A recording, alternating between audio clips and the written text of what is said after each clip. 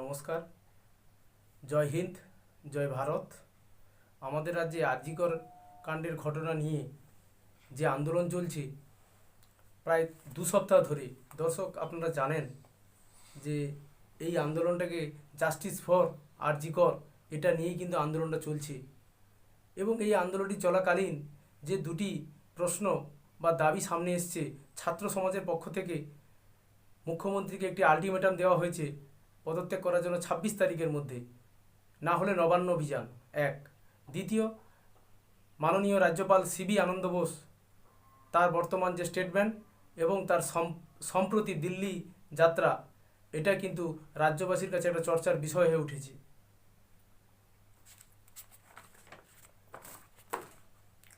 রাজ্যবাসীর মনে কয়েকটি বিষয় নিয়ে খুবই আলোচনা চলছে বা যে আলোচনাগুলো উঠে আসছে। পশ্চিমবঙ্গে কি রাষ্ট্রপতি প্রতিশাসন জারি হতে চলেছে? মাননীয় রাজ্যপাল কি শুধু প্রেস বিজ্ঞপ্তি দিয়েই তিনি তার দায়িত্ব সেরে নেবেন? রাজ্যপাল মহাশয় কি রাষ্ট্রপতিকে রাষ্ট্রপতি শাসনের সুপারিশ করেছেন? রাজ্য সরকার কি পতনের মুখে? এই রকম অনেকগুলি বিষয় কিন্তু আজকের আলোচনা চর্চার বিষয় হয়ে উঠেছে রাজ্যবাসীর কাছে। আসুন আমরা একটু আলোচনা করি যে প্রকৃত বাংলায় রাষ্ট্রপতি শাসনের পরিস্থিতি তৈরি হয়েছে কিনা, পশ্চিমবঙ্গের বাস্তব পরিস্থিতিটা ঠিক কী রকম। আসুন এগুলো আমরা আলোচনা করি।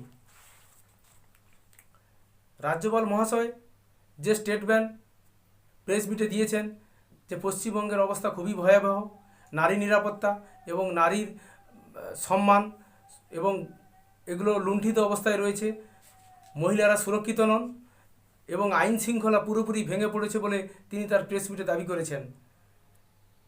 সিবিআই এদিকে সন্দীপ ঘোষের টানা জিজ্ঞাসাবাদ করছে এবং তার পলিগ্রাফ টেস্টও হবে।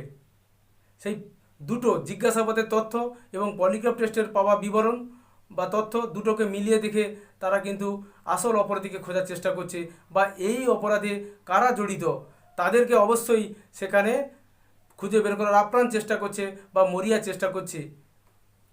এখানে উল্লেখ্য, সুপ্রিম কোর্টও কিন্তু রাজ্য সরকারের প্রতি অনাস্থা ব্যক্ত করে আরজিকরের নিরাপত্তার দায়িত্ব সিআরপিএফ জওয়ানকে দিয়েছেন, সিআইএসএফ বাহিনীকে দিয়ে দিয়েছেন।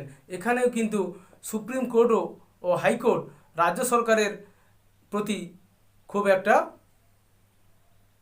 সন্তুষ্ট নয়। তারাও কিন্তু নিরাপত্তার ভাগ, একটি রাজ্যে যখন কোনো একটা বিষয়ে একটা মেডিকেল কলেজকে কেন্দ্রীয় সিআইএসএফ জওয়ানের হাতে দেওয়া হয়, তখন মনে করতে হবে সুপ্রিম কোর্টও কিন্তু এটাকে গম্ভীরভাবে নিয়েছে। ডাক্তারদের নিরাপত্তা, নার্সদের নিরাপত্তা এবং আপামর মানুষের নিরাপত্তার জন্য যখন হাসপাতালের নিরাপত্তার জন্য দায়িত্ব নেওয়া হয়, এটা কিন্তু খুব গম্ভীর বলে সিদ্ধান্ত বলে আমার মনে হয় বা আমরা মনে করতেই পারি। ছাত্র সমাজের যে নবান্ন অভিযানে ডাক দেওয়া হয়েছে ছাত্র সমাজের পক্ষ থেকে, তার বিরুদ্ধে রাজ্য সরকার যে হাইকোর্টে আপিল করেছিল, তা সেই আপিলের বিরুদ্ধে কিন্তু হাইকোর্ট কোনো রকম মন্তব্য করতে বা বিধিনিষেধ আরোপ করতে রাজি হয়নি। এবার আসা যাক, এই যে রাষ্ট্রপতি শাসন, আমরা রাজ্যবাসীর কাছে অনেক আলোচনা চলছে। সত্যি রাজ্যবাসী এবার আমরা আসা যাক মোদী সরকারের রাষ্ট্রপতি শাসন করবেন কি করবেন না। কারণ অতীতের যারা প্রধানমন্ত্রী থেকেছেন তাদের সময়কালে কিভাবে রাজ্য সরকার, বিভিন্ন রাজ্য সরকারের আইন শৃঙ্খলার ব্যর্থতার কারণে কিভাবে রাষ্ট্রপতি শাসন জারি হয়েছে তার একটা নমুনা কিন্তু এখানে আমরা তুলে ধরব, যে অতীতে কোন প্রধানমন্ত্রীর আমলে কতবারই রাষ্ট্রপতি শাসন জারি হয়েছে তার একটা সংখ্যা আপনাদের সামনে তুলে ধরছি। জওহরলাল নেহরু সময় 7 বার, লাল বাহাদুর শাস্ত্রীর সময় 1 বার, ইন্দিরা গান্ধীর সময় সর্বোচ্চ 51 বার, মোরারজি দেশাইয়ের সময় 17 বার, চৌধুরী চরণ সিংয়ের সময় 4 বার, রাজীব গান্ধীর সময় 6 বার, ভিপি সিংয়ের সময় 2 বার, চরণ সিংয়ের সময় 5 বার, পিভি নরসিংহ রাওয়ের সময় 11 বার হয়েছে, অটল বিহারী বাজপেয়ীর সময় 5 বার, এইচডি দেবেগৌড়া যে সংক্ষিপ্ততে তার প্রধানমন্ত্রীত্বের কাল ছিল সেখানে তিনি একবারে রাষ্ট্রপতি শাসন জারি হয়েছিল। মনমোহন সিংয়ের সময় কিন্তু 12 বার রাষ্ট্রপতি শাসন জারি হয়েছিল। কেন হয় এই রাষ্ট্রপতি শাসন?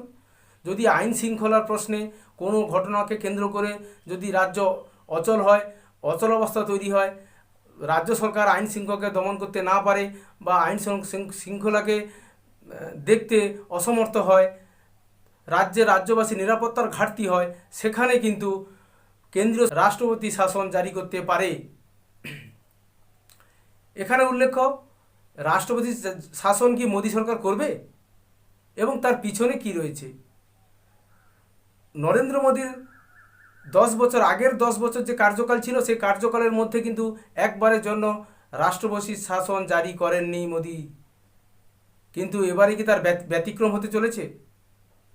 এবারেও কি নরেন্দ্র মোদী সেই তার সময়কালে যে ঘটে যাওয়া যে দিকগুলি, রাষ্ট্রপতি শাসন জারি না করার যে স্ট্যাটাস এবং গণতন্ত্র রক্ষা করার ক্ষেত্রে তার যে প্রয়াস, সে প্রয়াস কি তিনি ভাঙতে চলেছেন? কি রিপোর্ট দিয়েছেন সিবি আনন্দ বোস, মাননীয় রাজ্যপাল? রাজ্যপালের সুপারিশের ভিত্তিতে কেন্দ্রীয় মন্ত্রিসভার অনুমোদন ক্রমে রাষ্ট্রপতির সম্মতিতে কোনো রাজ্যে কেন্দ্রীয় সরকার রাষ্ট্রপতি শাসন জারি করতে পারে। কিন্তু এই রাষ্ট্রপতি শাসন জারির ক্ষেত্রে কি দিকগুলি রয়েছে, কোন কোন অসুবিধার সম্মুখীন হতে পারে কেন্দ্রীয় সরকার? রাষ্ট্রপতি শাসন কেন্দ্রীয় সরকার জারি অবশ্যই করতে পারে, কিন্তু 2 মাসের মধ্যে কেন্দ্রীয় সরকারকে রাজ্যসভা এবং লোকসভা থেকে অবশ্যই মেজরিটি পার্সেন্ট নিয়ে সংখ্যাগরিষ্ঠতা প্রমাণ দিয়ে এটাকে বিলকে পাস করাতে হবে। কিন্তু দর্শক বন্ধু, আপনারা তো জানেন যে বর্তমান টার্মে রাজ্যসভা এবং লোকসভায় কেন্দ্রীয় সরকারের নিরঙ্কুশ সংখ্যাগরিষ্ঠতা নেই। সেই সংখ্যাগরিষ্ঠতা পেতে গেলে কেন্দ্রীয় সরকারকে অবশ্যই শরিক দলগুলির উপর নির্ভর করতে হবে। এবং কিভাবে এই রাষ্ট্রপতি শাসন জারি হয়ে গেলে পার্লামেন্টে কী ধরনের হই হাঙ্গামা বা হট্টগোলের সম্মুখীন হতে হবে তাও কিন্তু কেন্দ্র সরকার জানে। সেক্ষেত্রে নরেন্দ্র মোদী সরকার কি সেই পদক্ষেপ নেবে? আপনাদের কি মনে হয় দর্শক বন্ধু? আপনারা অবশ্যই সেটা ভাববেন, আপনাদের মতামত জানাবেন।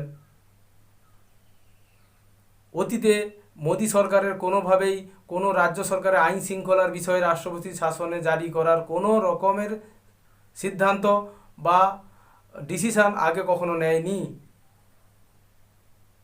এবারে কি হতে চলেছে সেই রাষ্ট্রপতি শাসন, বা তার প্রেক্ষাপট কি তৈরি হয়ে গেছে? কেন্দ্রীয় সরকার বা এ বিষয়ে কি ভাবছে? এই নিয়ে আজকে প্রতিবেদন। নমস্কার, সঙ্গে থাকবেন, পাশে থাকবেন, আপনাদের মতামত জানাবেন।